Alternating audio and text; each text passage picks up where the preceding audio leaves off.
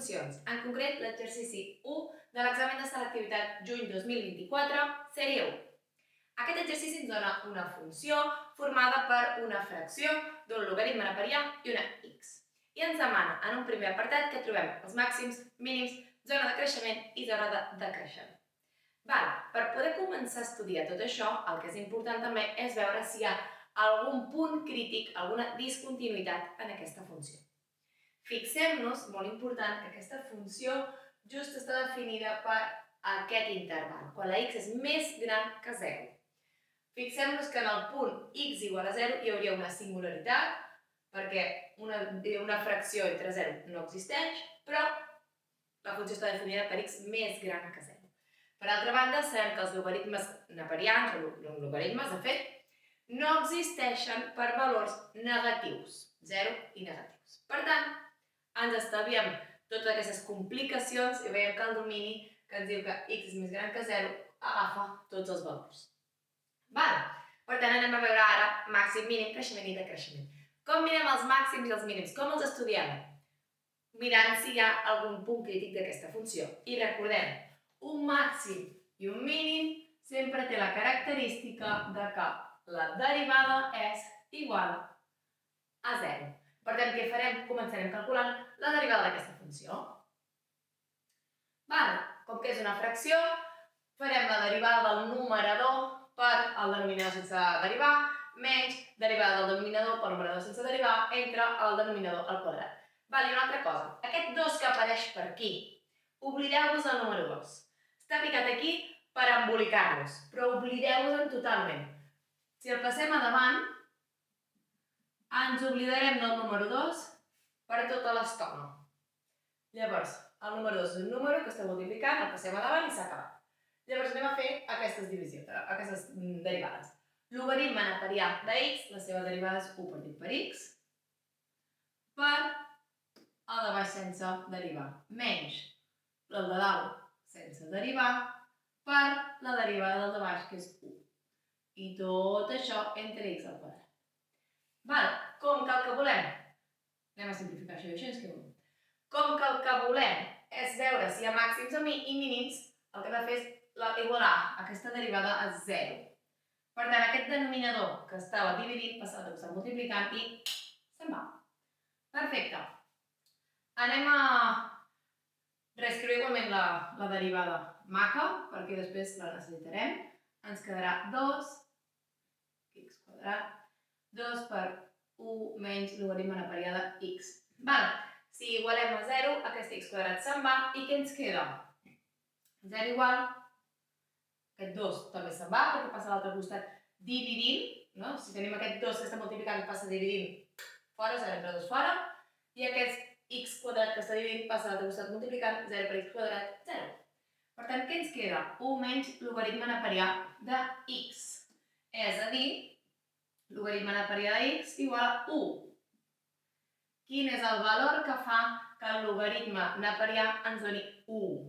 Recordem que el logaritme neperià és el mateix que escriure un logaritme normal en base e. Per tant, si recordem les propietats dels logaritmes, sabem que si tenim logaritme en base e de e ens dona igual a 1. Llavors, ja tenim que x és igual a e. En x igual a e hi ha un màxim o un mínim. Com mirem si hi ha un màxim o un mínim? Fent la segona derivada. O estudiar la primera derivada en un valor a l'esquerra i a la dreta, el que vulguem. Jo el que faré ara és estudiar la segona derivada. La segona derivada d'aquesta primera derivada, el 2, el mateix. Oblideu-vos del número 2, és un número. Anem a fer la derivada del de dalt, que és menys 1 partit per x, per el de baix sense derivar, menys el de dalt sense derivar per la derivada del de baix, que és 2x. I tot això entre el de baix, denominador, al quadrat. X al quadrat, al quadrat, x al quadrat. Només hem de mirar si és positiu o negatiu. Recordeu que la segona derivada positiva ens diu que hi ha un mínim. Segona derivada negativa ens diu que hi ha un màxim. Perfecte. Llavors, només ens interessa mirar si és positiu o negatiu. Aquí tenim aquest terme que es cancel·la. Vale, anem a veure. Substituïm per x igual a e. Tenim aquest 2, que ens és totalment indiferent. E a la 4 és positiu. Aquí tenim menys e. I aquí tenim menys 1 per 2e, per tant menys 2e, altre cop. Menys i menys més. Sí, menys i menys més, exacte, 2e per al logaritme neperià de e, que és 1. Per tant, per 1. 2e menys 2e se'n va, i aquí què ens queda? Deixem e, ens queda menys 1 partit e a la 3, que és negatiu. Com que és negatiu, ens està dient que x igual a e crea un màxim. Vale. Ja tenim que hi ha un màxim. Anem a buscar la parella del màxim, per trobar el punt on es troba el màxim. Què haurem de fer? Anar a la nostra funció inicial i a la x substituïm per la e. Per tant, f de e tenim que és igual a 2 pel logaritme neperià de e entre e. Això és 1, per tant ens queda 2 entre e. Això què vol dir? Que el màxim es troba just en el punt e, 2 partit per e. Ja tenim aquí el màxim. Vale. Ens ha sortit que només hi havia una singularitat, un punt crític, perdoneu. Per tant, només tenim un màxim i no hi ha mínims. Aprofitarem ara i farem l'esbós, que ens servirà per l'apartat B i per veure aquí estudiar el decreixement i el creixement. Fixem-nos que tota aquesta zona d'aquí no forma part de la nostra funció. Aquí tenim 1, 2 o 3, la E estarà més o menys per aquí. Aquí tenim el número 1, el punt 2 partit per E, doncs es trobarà més o menys aquí. Com que sabem que es tracta d'un màxim i no hi ha cap altre mínim ni màxim, el que vol dir és que la nostra funció, des del 0 fins a la E, anem a posar aquí, de 0 fins a E creix i de E fins a més infinit decreix. Fixeu-vos que ho podem determinar senzillament a partir del màxim, perquè no hi ha cap altre punt crític en aquesta funció. Anem ara a fer l'apartat B d'aquest mateix exercici, que també es tracta de funcions. En aquest apartat ens demanen les asímptotes i que fem l'esbós de la nostra funció. Anem a veure bé aquest apartat i les confusions que ens pot portar. Asímptotes. Anem a estudiar asímptota horitzontal, vertical o obliqua. Directament, mirant la nostra funció, veiem que d'obliqua no n'hi ha. Per tant, estudiem vertical i horitzontal. Anem a veure. Apartat B. Això era l'apartat A. Apartat B. Asímptota vertical. Quan estudiem una asímptota vertical? Recordem que les asímptotes verticals s'estudien en aquells punts que no formen part del domini. Si un punt no forma part del domini, hem de veure perquè és possiblement una asímptota. Si venim aquí en aquesta funció, havíem dit en l'apartat anterior que aquesta funció definida en x més gran que 0 és contínua en tota l'estona. Com que ens estan demanant que calculem, que estudiem les asímptotes, possibles asímptotes, hem d'anar a ser una mica més específics. Llavors, en quin moment, veient aquesta funció, en quin moment podríem pensar que la funció peta? En x igual a 0, que s'acosta, que estem molt a prop d'x igual a 0, veritat? En x igual a 0 podria ser que passés alguna cosa, perquè el x igual a 0 no forma part de la funció. És a dir, no forma part del domini. Llavors, fixem-nos aquí que si la x val 0, la funció peta. Però ens estan dient, no, però és que la nostra funció té valors de x més grans que 0. Sí, però 0,0000000000001 ja forma part de la funció. Per tant, és un valor que ja podem anar a buscar.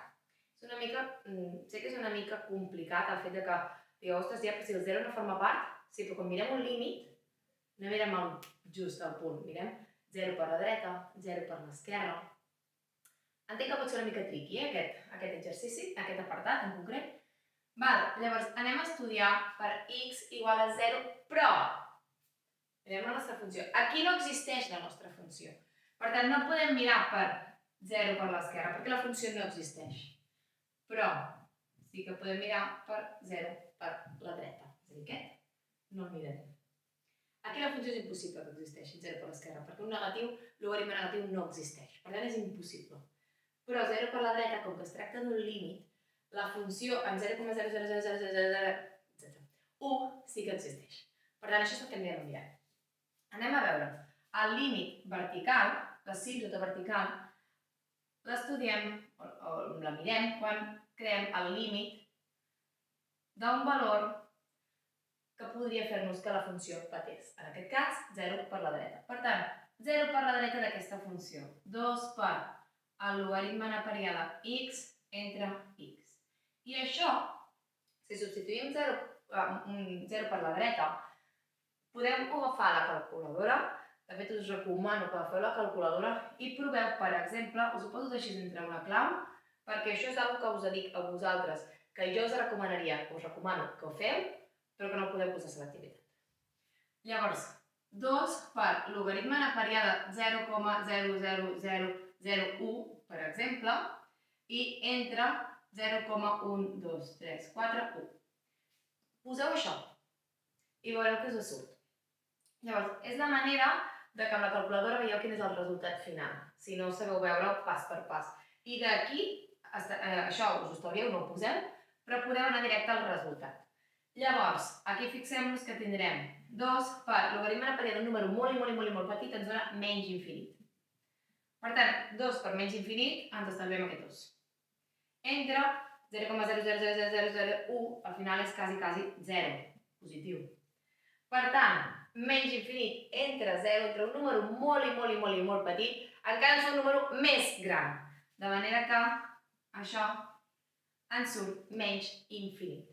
Així doncs, tenim una asímptota vertical, aquí, en x igual a 0. Per la dreta, 0. Perquè el nostre límit se'n va menys infinit. D'aquí podem treure una mica una informació. Si quan x tendeix a 0, ve cap aquí per la dreta, la funció se'n va menys infinit,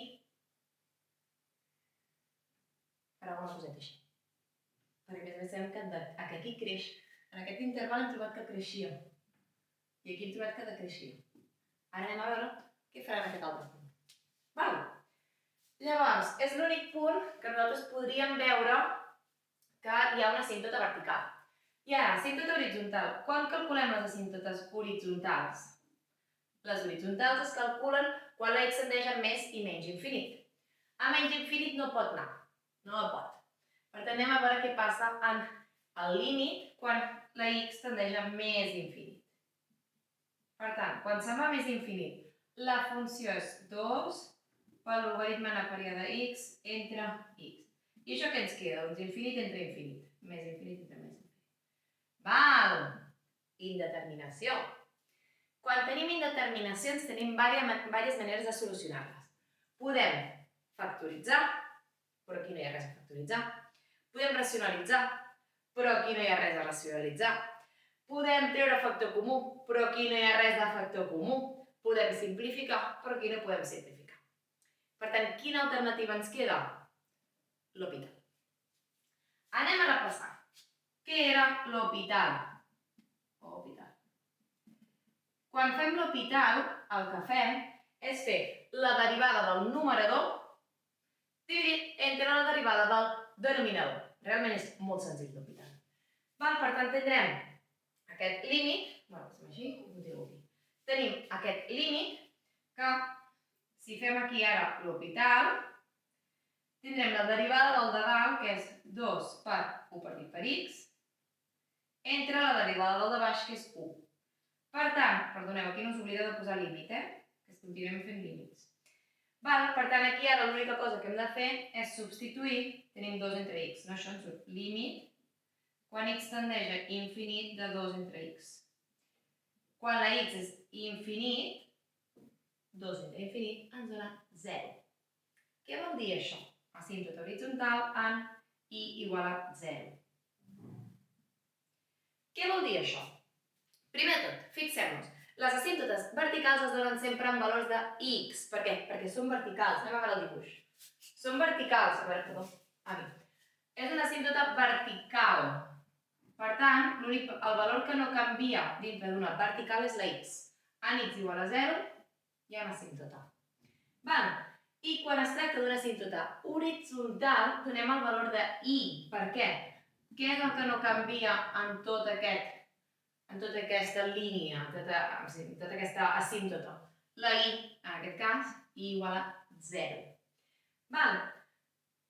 Estem segurs d'això? Podem no estar segurs i segures. Per tant, perquè què vol dir? Ostres, aquí acaba de creuar el punt 0. No hauria de ser una asímptota. Aquí potser no, però si ens està dient que és una asímptota, això el que vol dir és que aquesta funció probablement baixa, sabem que és decreixent, però decreix i mai arriba a creuar el 0 de nou, però sí costa molt. Si no esteu convençudes ni convençuts, aneu a calcular, per exemple, el valor d'aquesta funció en el punt 5, que es troba més a la dreta de l'E. I un altre, f en el punt 10, per exemple. Llavors, si tenim la funció del punt 5, tenim 2 per logaritme neperià de 5 entre 5, i aquí tindrem 2 per logaritme neperià de 10 entre 10. Si agafem la calculadora, això ens surt 0,64, més o menys, i això 0,46. Si voleu provar ara per un valor de 100, per exemple, o de 1.000, anirem veient que la funció, és a dir, la i, s'acosta molt a 0, però mai arriba a creuar aquest 0.